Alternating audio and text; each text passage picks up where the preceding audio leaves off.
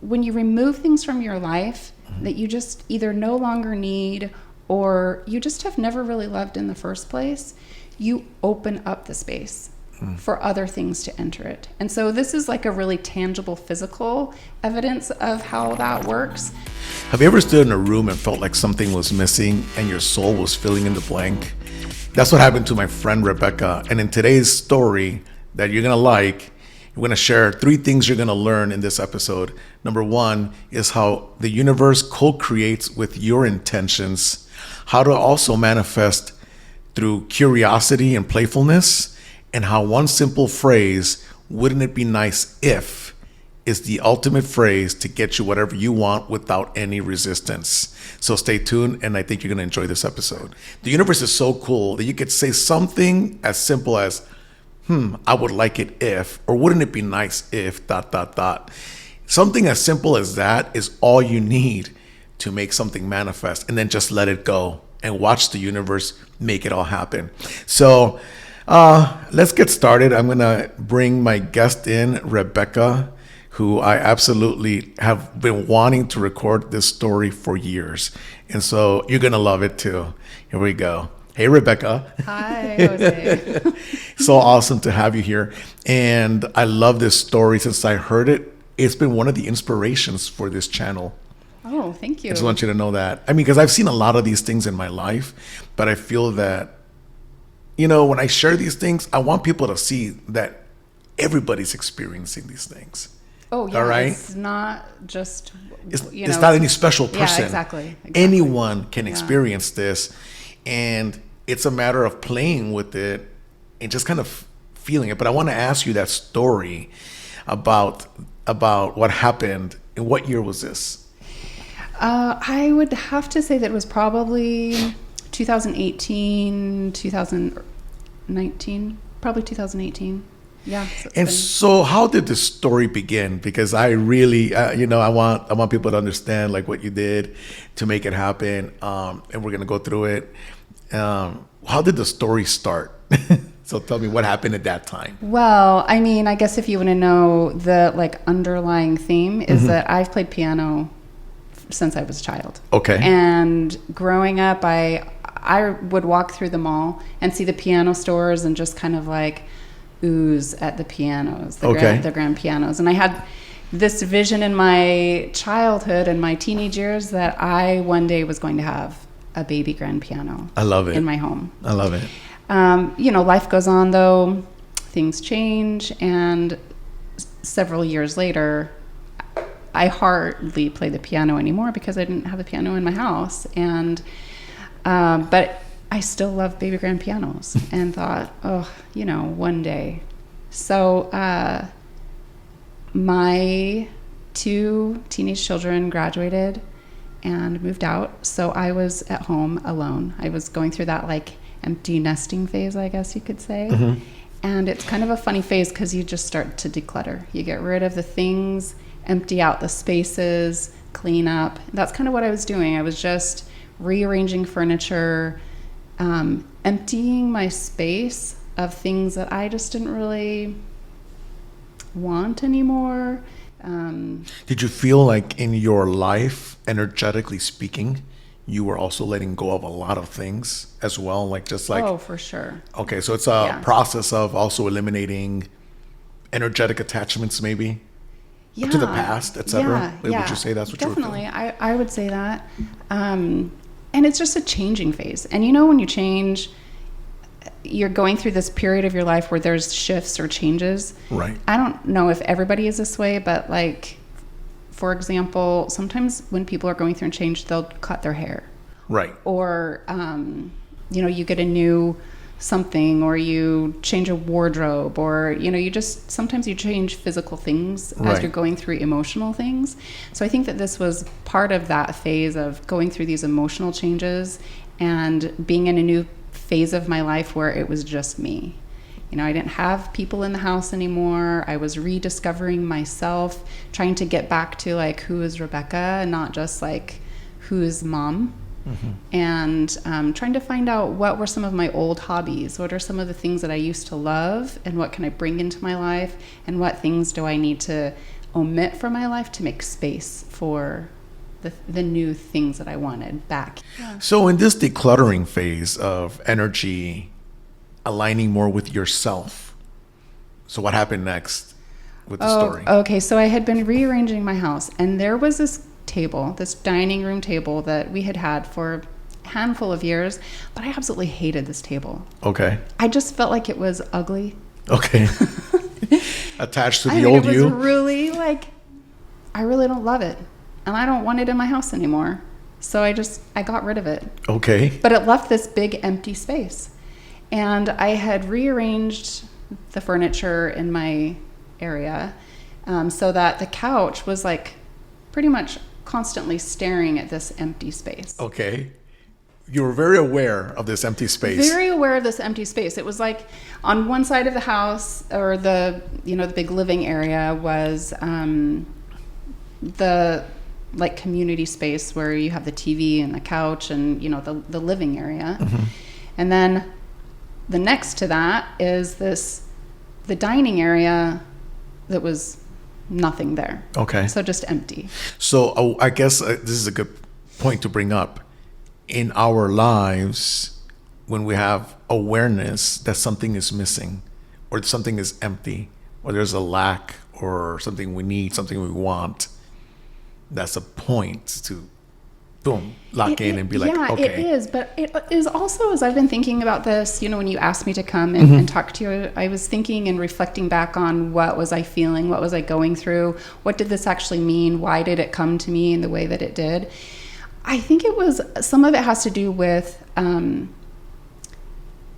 getting things, when you remove things from your life that you just either no longer need or you just have never really loved in the first place, you open up the space for other things to enter it. And so this is like a really tangible physical evidence of how that works. But I think that it is emotionally, mentally, spiritually, all of those things play a part in when we, if we're in a bad relationship and we remove ourselves from the relationship, it's not like you need that back, but now you've opened up a space for something new. Right. You've opened a space where you can now be ready to receive what is the next thing coming into your life. And it's going to be something that you really want. Yeah. If you really clear the energy, right? If you clear the energy and you can really think about and visualize what it is that you really want in that space. Right. And I think it also takes a little bit like a level of discipline to say, I'm not going to just fill that space because it's empty. Like being very intentional about what is it that I want in that space. Right. So I would sit on my couch and I would stare at this space and I would think, wouldn't it be nice? I love it. If there was a grand piano sitting right there? And really, that is the only thing that I can visualize putting there. I love it. I would almost rather have the empty space and not put anything there. Or the baby grand piano. The baby grand piano. I love it. So, and in my mind, I'm thinking like, wouldn't that be great? Wouldn't that be wonderful if I could have a baby grand piano? I love it. But the reality of that seemed, really not possible. Okay. I don't have the money to just go drop on a grand piano, and right. The space really wasn't also that large. Okay. And so I'm thinking, it had to be a baby grand piano, yeah, baby a specific grand piano. Yeah, it had piano. for sure. Yeah. Even the baby grand piano took up a lot of space, and so even that is like a tight squeeze. Right. But I thought, who needs a table? Right. When they've got a baby grand sitting right there. Right, I exactly. would much rather have that than have to sit at a dining room table. Like, absolutely. That's boring. How exciting, right? Like, forget that, right? Yeah. So I would sit there and just envision what it would be like to have a baby grand right there. So this is something, were you feeling, when you would sit there, were you feeling like the excitement of having it already, or was it just like a visualization of it? Would you like daydream and get lost in daydream? Or what was happening at that moment? Oh, that's a really great question. I think that I was visualizing it, but also when you visualize something, I think your emotions are already attached. right? Because pictures bring emotions. Right. So when you see something, it already is going to trigger emotions within you. So I wouldn't say that I was just like having these crazy strong emotions about this, but it was definitely a place of just that, like, oh, that would be really lovely. I would just really love to have that there.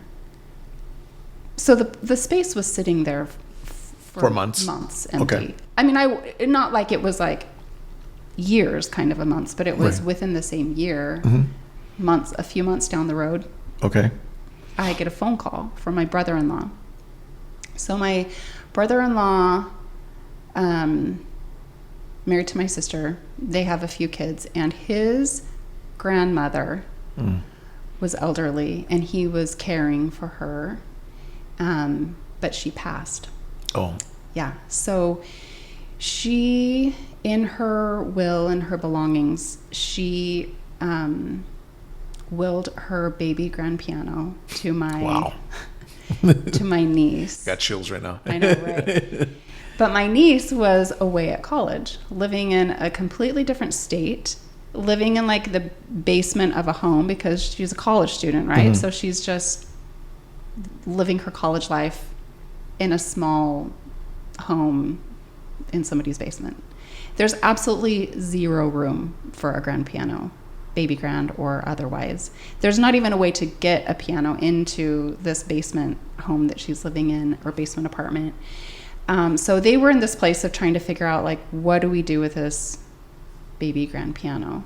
And their options were basically store it in a facility, like a air-conditioned facility. Yeah, let it go to waste. Yeah, I mean, they really were going to just have to store it in a facility, a cooled facility, because you can't, I mean, you're not going to ruin a beautiful piano that's been in the family, you know. So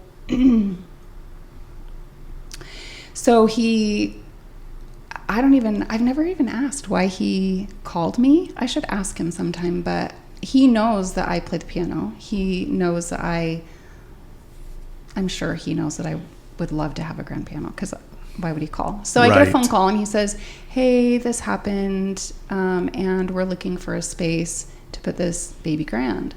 But, you know, is there any chance that you have space in your place for a baby grand piano?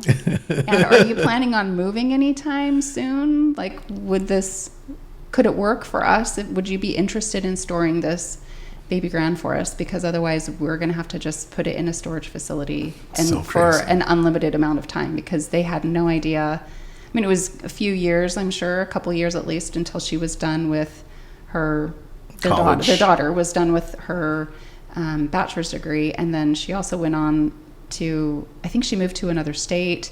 And then from there, she and her husband moved to another state. So she's like moved multiple times within this period of time that I've had this piano. And she just, you know, there was really it was inevitable, right? Yeah, I mean, so I was like, of course, I would love to have your piano. And it's funny that you ask, because there's actually I love that. It's funny that you ask. I love that phrase. That means, wow. Like, I mean, it's done. How did this happen? Because I have cleared a space and I've just been waiting for a baby grand piano to show up on my doorstep, and here it is. Did you tell him that?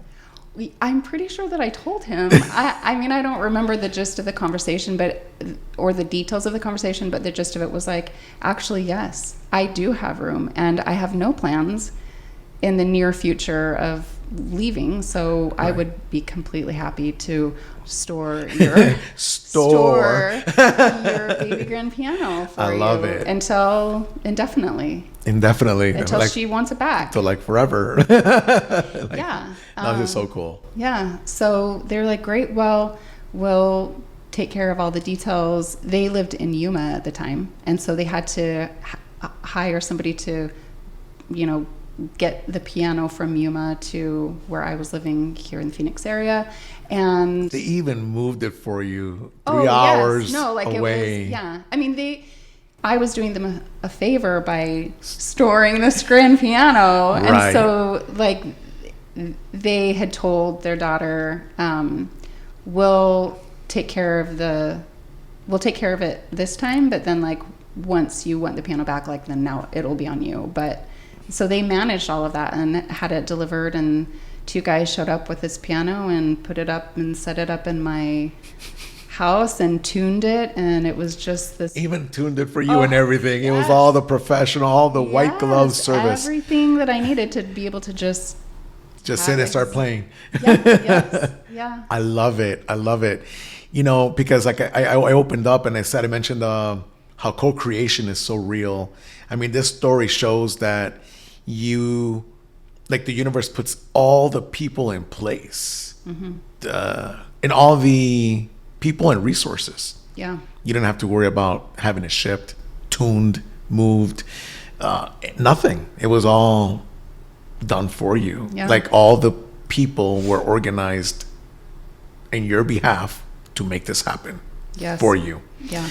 And that is powerful for those watching that are like, what do I need? The universe will take care of the details. All you need to do is decide what you want. The details will be taken care of. And how you were just kind of playing kind of with curiosity, like, you know. Yeah, absolutely. Yeah. It was definitely wouldn't it be great?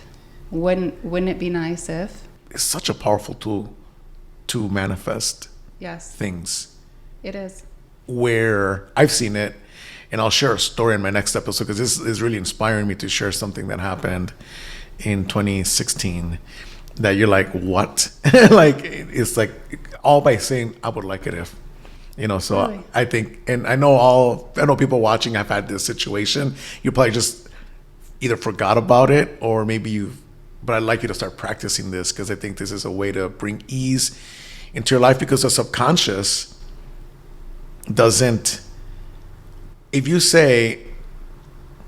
cannot go from one extreme to another because your subconscious will fight it, because your subconscious is already wired like, no, we are not smart, we're stupid, right? Because if somebody was told you're stupid, or you'll never have this, you'll never have this, so your subconscious is already wired, I believe I'll never have that. So to say I have that, a lot of people try to do affirmations, I have this, but it's like, no, that's not, it's not going to work because your subconscious is going to just reject it.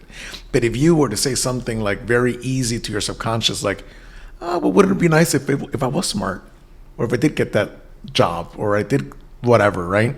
I was able to blah, blah, blah, whatever, ... Your subconscious now is being invited to explore the possibilities that are out there. You're asking yourself the question, like, what would happen if I did this? Or what could happen in my life if I made this decision or changed that? Like, you're asking your brain the question, and then your brain starts to fill in the rest, right? Correct. And how to make it happen. Correct. And I want to add to that it's not like I was just sitting around saying like, oh, I just wish this thing would happen in my life. I had to make space for the thing to happen that I was trying to open up my life to. And when you said make space, in what ways were you making space? Well, I mean, physically, by rearranging my home, removing the table, removing the things out of my life that I didn't desire anymore, changing my desires and focusing on the things that I really wanted. Right. You just never know what you're capable of bringing into your life when you open up the possibilities. And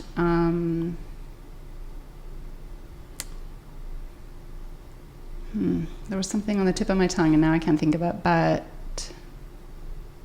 I guess it's just that the sky's the limit. Like we are the ones who put the most blocks in front of ourselves that stop ourselves from gaining or bringing the things into our life that we most wish for or hope for or dream of or aspire to. Yeah, I saw a video. I'm gonna put it in here. I saw a video of a guy, and it was posted. I couldn't stop laughing because that's how we are as people. All he had to do was move one cart, like the grocery carts. Yeah. You know how they're all like lined up. All he had to do was have to move. There was just one. Move that one back and get the second one that he was looking for. Get that one, but instead he bends over, picks it up over the rail, like hits his head.